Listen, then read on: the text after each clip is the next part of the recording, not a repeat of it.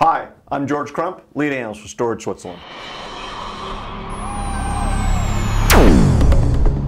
You know, one of the big challenges we see in the data center is these data centers are starting to embrace virtual desktop infrastructure, or VDI. And VDI brings a unique set of challenges to the data center that we really haven't had to deal with before, especially as it relates to the storage subsystem. To help me with the conversation here is Seth Knox with Atlantis Computing. Seth, thanks for joining us today. Yeah, thanks for having me. That's great. So, you know, Seth, when I break down the kind of the problems that we see in VDI and virtual desktops, I kind of use what I call the 3 Ps, right? One is persistence, the other is price, and the third is performance, right? Part of it is we got to deliver a user experience that is similar to what the users are already getting from their laptops, desktops, whatever they're currently using. The other is we got to hit a price point, right? We can't spend 3 times as much on virtual desktops as we did on the others. And then, of course, performance, which also kind of ties into the user experience too, right? Yeah, exactly. I mean, with persistent desktops, you can install applications, you can do desktop and out like search, just like a physical PC. So that's what users kind of like the most. Right? Exactly, right? So if you look at this, you know, what I have now is a host, right? And then it's connected probably through a storage network to some sort of storage system down there. And so to your point, the persistent desktops give us that personalization capability, which is huge. Of course, they bring their own capacity challenges, but we can stomp a lot of that out as well with the storage efficiency. But storage efficiency kind of hurts a little bit in performance, right? And that's what I kind of laugh at these 3 Ps is they all kind of affect each other, right? And then the other big one is, as we try to drive down price, is what we try to do is really stack a lot of virtual desktops in there, right? Because the more desktops I can put per host, the better my price point's going to be, right? Yeah, and same principle applies to the storage side. And actually, because storage is such a much bigger percentage, usually 40 to 60% of the total cost of the whole stack, getting more per storage unit is the easier way to drive down the price. Right? Sure, right, yeah, because if I got to keep doing this down here, right, that's going to scale out my price here this way, yeah. So I think and so as we look at this, what happens is we end up with this huge I/O contention right through here that really causes a problem. And of course we've got, depending on the technology, we might even have an I/O contention there as well. And so I think that's what we see as the big problem. I know that you guys have really focused on being able to solve this problem. Can you kind of talk through, and I'll move my chicken scratch out of the way here, but can you talk through a little bit what you guys do and how you alleviate some of these challenges? Sure. So let me finish your diagram here. So if you have a host, you would have Atlantis running on each host. Underneath that, you have a hypervisor. So that could be VMware, all those guys, right? Exactly. Yep. VMware, Hyper-V, Zen Server. And then on that hypervisor, that connects to some form of storage. So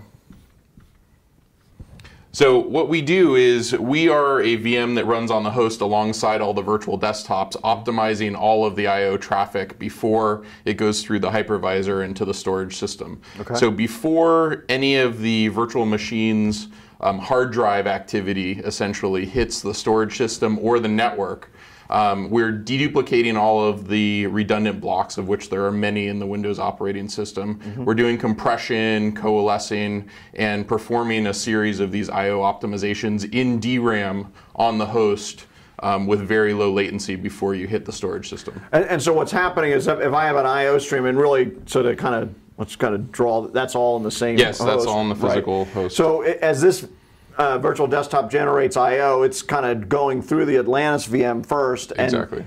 You may be able to, and maybe you can give me a number here, but you can eliminate some number of the I/O right here, right? Yeah, typically it's around 90%. Okay. So it depends on the number of virtual desktops here and the commonality of the blocks in the virtual machines. But if you think about it, if you have 100, 150 virtual machines all running Windows 7 and basically the same apps, the amount of I/O traffic is going to be highly redundant, and it's also compressible. So that's where you can get kind of the offload of the I/O, so that you need to service less I/O from disk or from flash, and less I/O also needs to traverse the network, so you're not saturating a fiber channel link or 1 gig networking. for example. Yeah, and I think that that's important, right? Because if we can eliminate 90% of the I/O before it even gets down here, Yes. that's a win. Right? Exactly. Absolutely. Exactly. All right, so then what happens after you go through this deduplication and compression spot?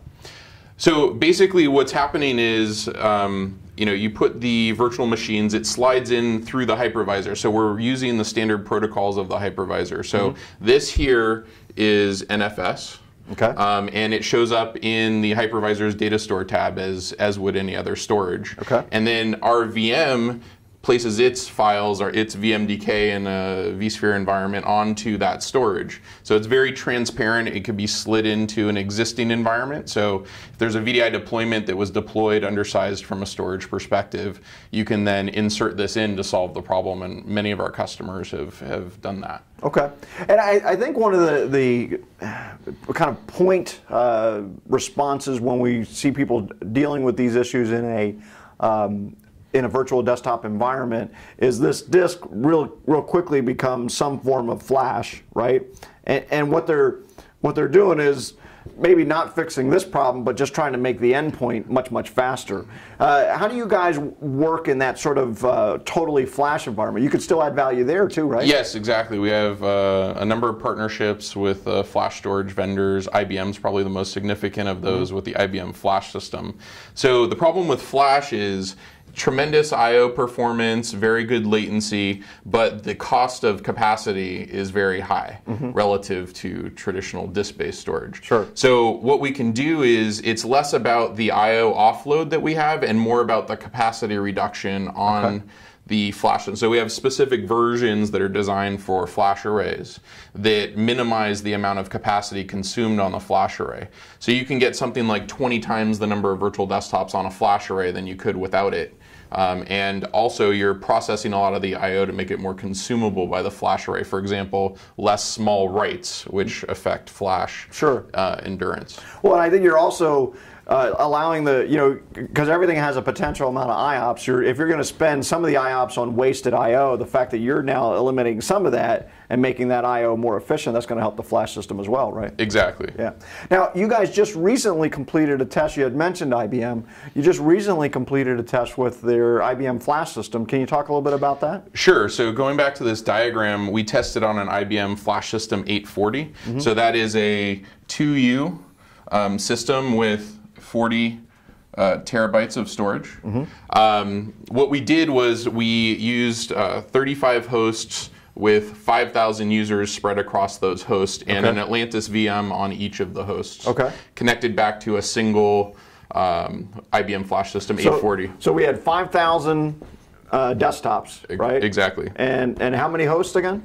I believe it was 35. The average density was 143 users per host. We used kind of a variety of different servers. So the higher, normally that's CPU bound, so the higher CPU processor you have, the more density you can get. So what were the results of the test? So tremendous results. We did the Login VSI benchmark, which you referenced in the beginning. It's the first persistent VDI Login VSI benchmark at a 5,000 scale. I think the next largest one was one that we did several years ago, which was 1,000 users.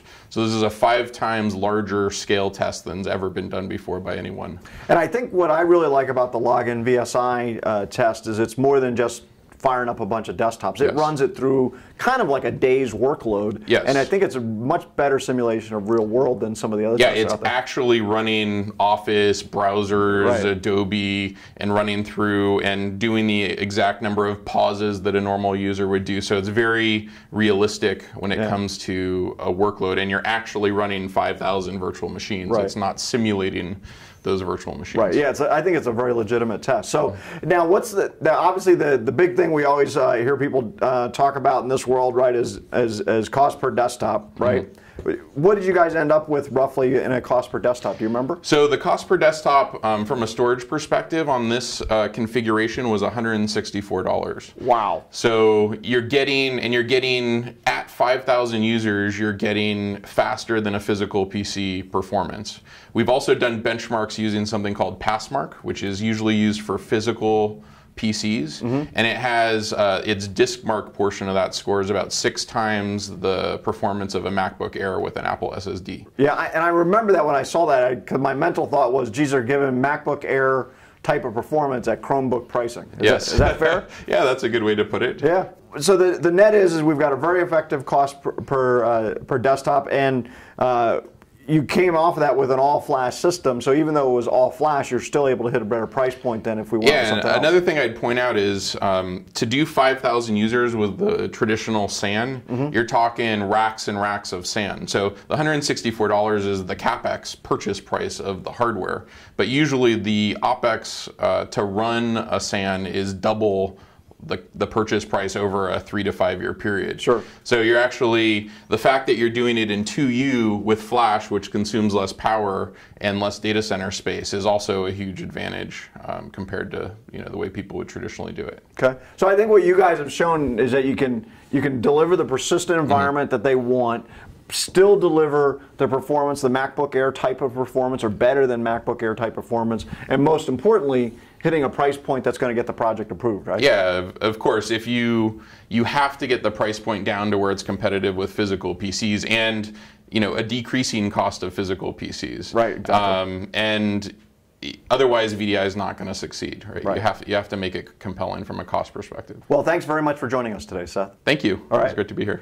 I'm George Crump, lead analyst with Storage Switzerland.